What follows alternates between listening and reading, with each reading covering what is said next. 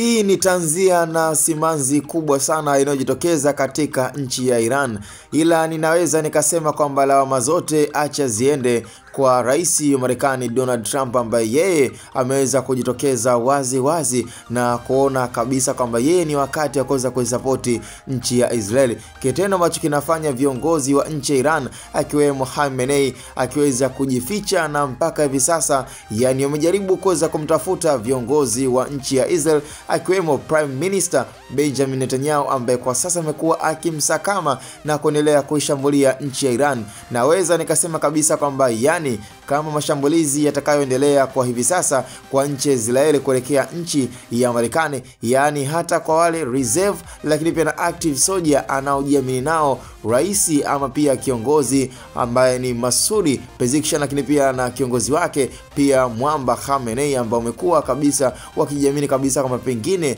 labda katika ile technology war inayoendelea kwa hivi sasa ni kwamba active soldier wamekuwa kiendelea kupungua kwa kasi sana baada ya mashambulizi yanayotokea katika nchi ya Israeli. Lakini tunasema kabisa wote ni mkono wa Donald Trump, ambaye mpaka hivi sasa amekuwa akimsakama na kutaka kummaliza uhai wake pia Mwamba Khamenei, na kama hatokubali kusalimu amri kwamba Israel is the best na Israel kwa hivi sasa hatoweza kumalizana na nchi ya Iran. Ni swala ambalo limekuwa sana wakitamani kwa viongozi wa Israel lakini pia na viongozi wa Marekani kwamba Iran iweze kuwa weak, lakini pia iweze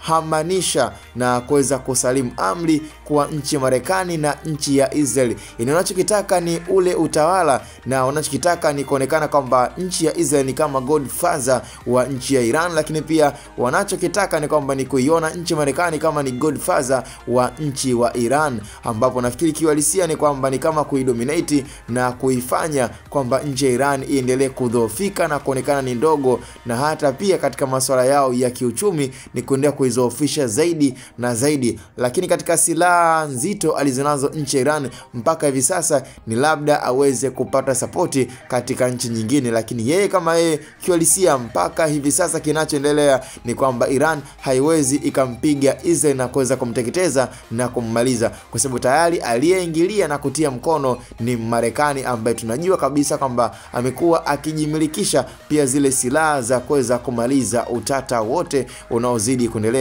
Cha msingi tukutane kwenye idara ya midfield comment section. Hii ni Hatoboy Media, usisahau kuweza kusubscribe, kulike na kucomment zaidi.